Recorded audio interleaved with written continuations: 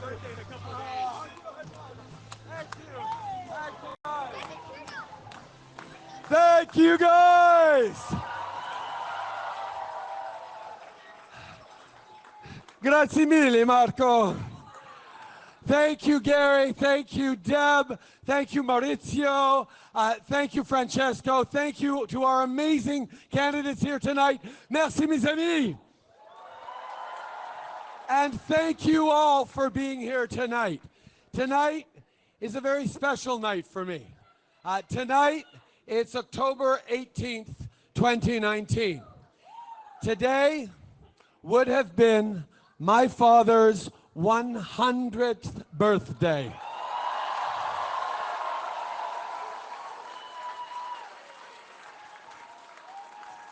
And I'll be honest, I think about him just about every day.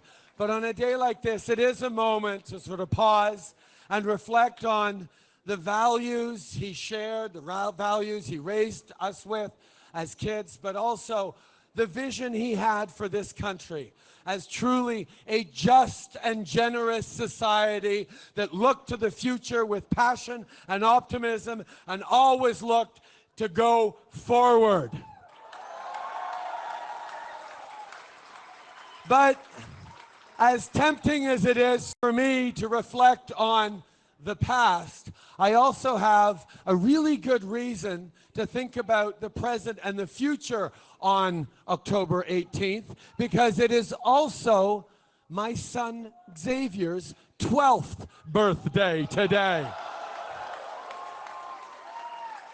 So for everything that I do that reflects on the sweep of history that we are part of, I'm also deeply reflective on what we are doing every single day to build a better future for our kids and our grandkids and build a better world for tomorrow.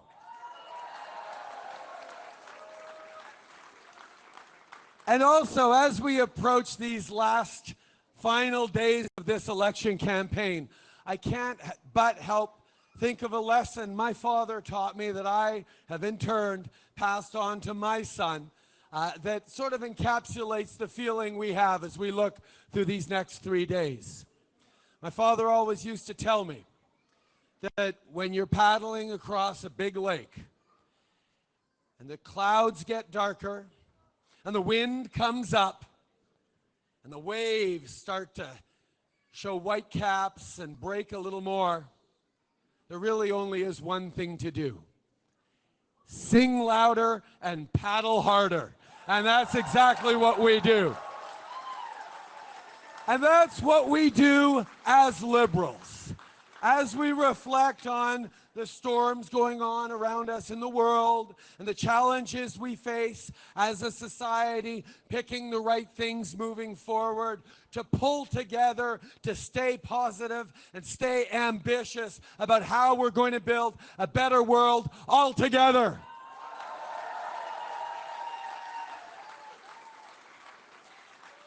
And I think also about 4 years ago, when Canadians pulled together and made a very, very clear choice.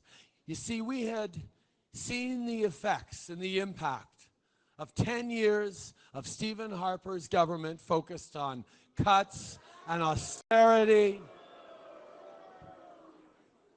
and a government that didn't fight climate change, that didn't believe in investing in communities, in infrastructure, or even in helping people, that gave tax breaks to the wealthiest, cuts to everyone else, and yet didn't have any sort of economic growth to show for it. Canadians were fed up with a government that didn't step up on the world stage, that didn't defend people's rights, that always seeked to divide people and make people more fearful.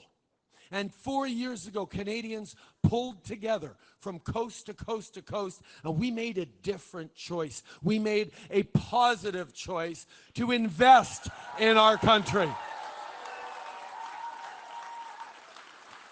Ce choix qu'on a fait il y a 4 ans, d'investir dans nos communautés, d'investir dans nos citoyens, d'investir dans la classe moyenne et non les plus riches, a livré une croissance économique fiable et bonne pour tout le monde. We demonstrated over the past 4 years that investing in people, in families, in seniors, in innovation and science, in fighting for people's rights and being present on the world stage worked for Canada. Because over the past 4 years, not only have we seen the lowest unemployment in a generation, not only have we seen Canadians create over 1.1 million new jobs, most of them full-time,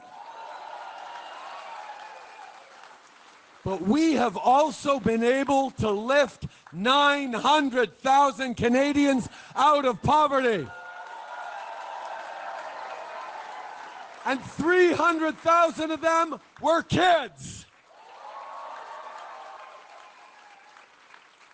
But we recognize that as much as we've done, as much as we've set Canada on the right path, there is so much more to do.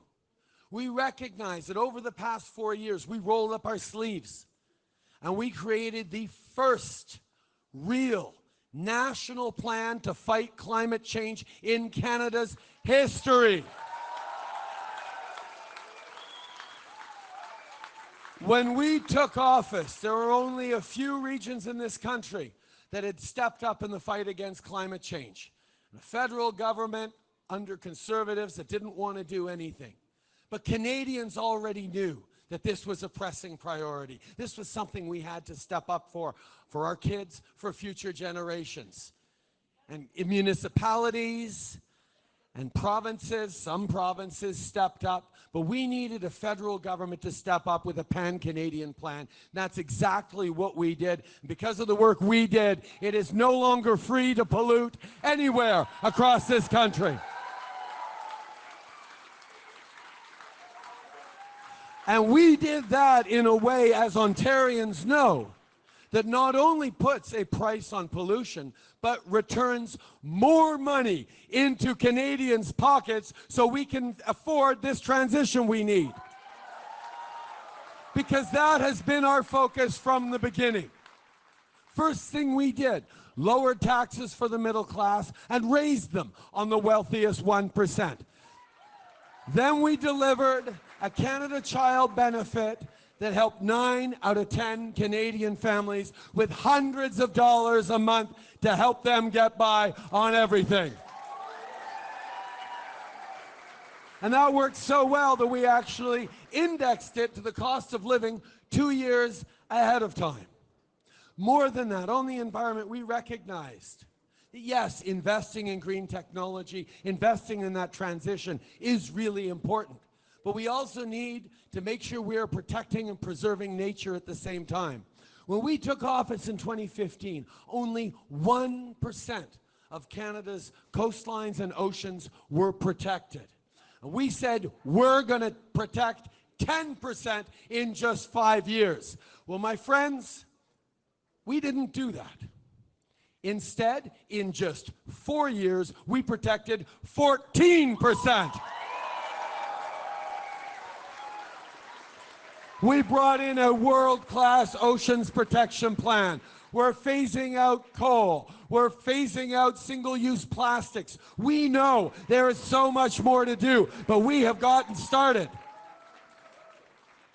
And yet, here we find ourselves in 2019 with a very, very stark and clear choice ahead of us as Canadians.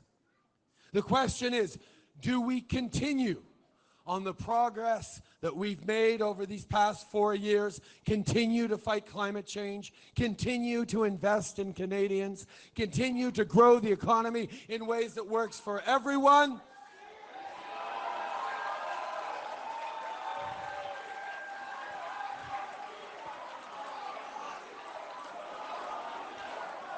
Or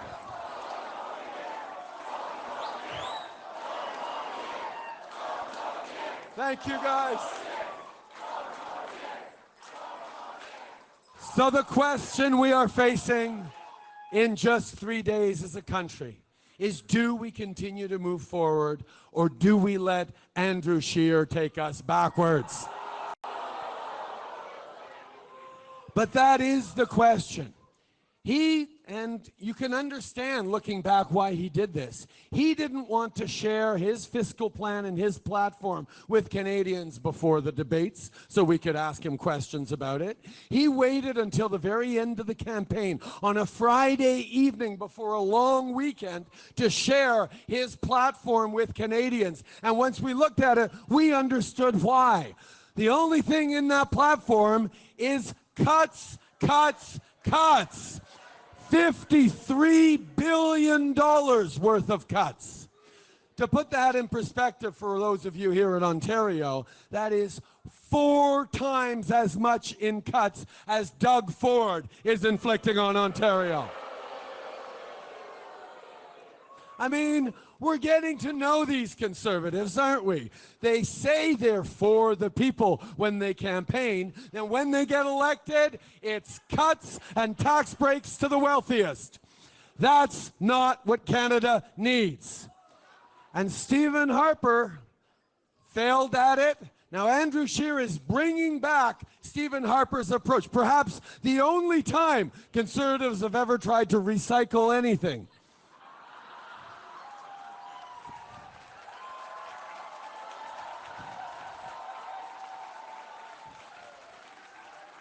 It's the same approach.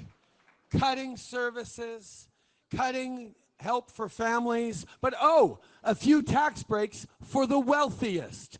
They want to give a bigger tax break to someone making $400,000 a year than someone making $40,000 a year. That's not fair. And they're bringing in a way of giving a tax break worth more than the average Canadian makes in a year to multimillionaires looking for a tax shelter. That's not right. So the choice is very, very clear as we move forward. Do we continue to invest in Canadians and invest in our future, or do we go back to cuts? The other thing that Andrew Scheer has made very, very clear is that the very first thing he'll do if he becomes Prime Minister is rip up the only serious plan to fight climate change that Canada has ever had. Shame on him. The Conservatives just don't get it. They do not understand that protecting the environment and fighting climate change isn't just about cleaner air and cleaner water for our kids and grandkids, although that should be enough. It's also about creating good jobs and economic growth for the coming generations as well, because that's where the world is going. You can't have a plan to grow the economy if you don't have a plan to fight climate change. So Andrew Scheer has no plan.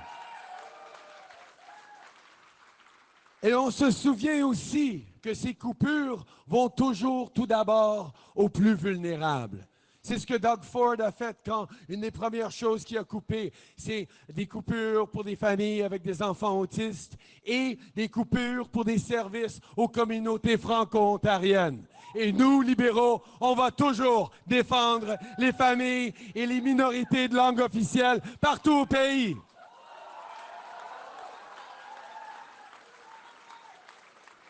But this just isn't a question of looking back and saying, oh, we don't want to return to Mr. Harper. We need to continue with the Liberals. It's also an opportunity for us to pick an ambitious, realistic plan to move Canada forward, and that's what we've put forward. But the only way to do that, the only way we were able to put an end to Stephen Harper's 10 years in government was for Canadians to pull together and elect a progressive government, not a progressive opposition. I'll be honest, I was there for many years sitting in opposition across from Stephen Harper, alongside the Bloc and the NDP, watching Stephen Harper cut programs to invest in culture, cut programs to help seniors, cut programs to help our veterans, cut the fight against climate change, withdraw from Kyoto. And for all the strong words the opposition parties had for him, he sort of shrugged and kept cutting. It wasn't until Canadians pulled together and chose a government to replace that Conservative government that we were able to move forward. And that's what I told my friends in my hometown, Montreal, last night when I spoke with them. I pointed out that voting for the Bloc Québécois or the NDP or the Green Party would not stop Andrew Scheer, won't stop a Conservative government. To stop a Conservative government, you need to elect a Liberal government.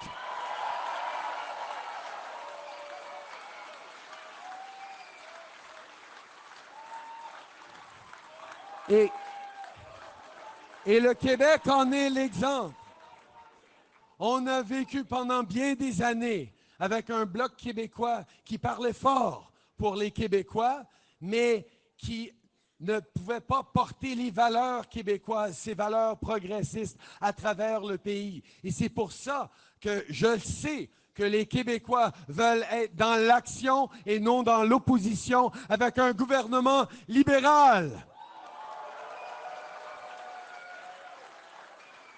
We saw it for many years when Quebec was voting for the Bloc Québécois, that a strong voice in opposition can't stop Conservative cuts, can't stop their cuts to culture, can't stop stopping the fight against climate change. That's why we need to pull together and pick a positive, progressive government. But of course, we use that word progressive a lot. What does that mean? Well, it means when we see an elderly senior who just lost her partner of 50 years, and she's struggling to adjust to the new realities of her life without her soulmate and her partner, it means we invest to make sure that she has more of the pension benefits she needs to make ends meet while she's going through that difficult time. It's a government that, as we promised to, will increase CPP survivors' benefits to 75% and increase old age security for anyone over 75 by 10%, helping our most vulnerable seniors. It's a government, a progressive government is a government that recognizes that increasingly going to university or college, getting that post-secondary education is essential if you want to continue and get a good job and start a family. But that it's also getting more and more expensive. So what does a progressive government do? Well, first of all, we increased student grants by 50% for low and middle income students. But in this election, we are promising if we get reelected, not only will we increase the student grants from the $2,000 maximum they were in 2015 to $4,200 a year. But for students worried about debt, you won't have to start paying your debt back for 2 years after you graduate, so you can focus on interviews and getting a good job. You won't then have to pay back your student debt until you're making at least $35,000 a year. And if in that time you start a family, well, your need to pay off your student debt for the first 5 years of your kid's life stops, because you need to be focused on giving every opportunity to your kids and your family and not just paying back student loans. That's what a progressive government does. A progressive government understands that families increasingly are having a hard time making ends meet. So we, on top of the greater flexibility and greater support for parental benefits we've done over the past 4 years, have decided that we are going to make parental benefits tax-free up front. So those checks you get through EI will be bigger every time. On top of that, we've seen how successful the Canada Child Benefit has been at giving opportunities for families, opportunities for young people, but we also recognize that in that first year of life, there are so many new costs, from cribs to diapers to car seats, that even responsible families have trouble squeezing it all together. That's why we're going to be increasing the Canada Child Benefit by 15% for kids under 1. That's what a progressive government does. A progressive government moves forward on a concrete plan to bring in universal national pharmacare. A progressive government understands the anxiety that communities and families are facing with the increase in gun violence, which is why we are bringing in the toughest gun control laws in Canada's history.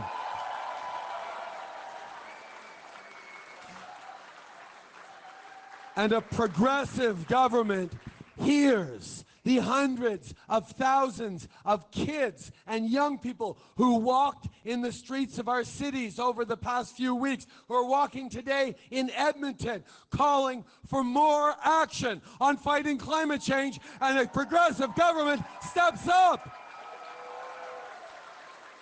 And that's why we will be planting 2 billion trees over the next 10 years.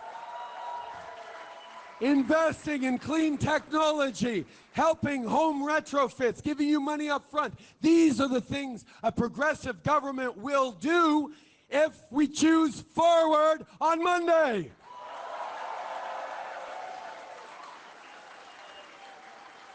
Mais pour ça, mes amis, il faut qu'on se rassemble.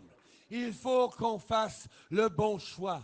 Il faut qu'on voit que la seule façon d'arrêter un gouvernement conservateur, c'est d'élire un gouvernement libéral. So we have 3 days to go, my friends. And I need you, each and every one of you, to keep getting out there, keep having these conversations about what it means to choose Forward, what it means to invest in Canadians and not fall back into cuts, what it means to choose to build a better future through investments in infrastructure, in communities, in families, in our future. Over the coming days, my friend, make sure that you are going and knocking on doors, that you are making phone calls, that you're leading those conversations about how to build a better future. And as those winds come up, let us all together sing louder, paddle harder, and choose Forward!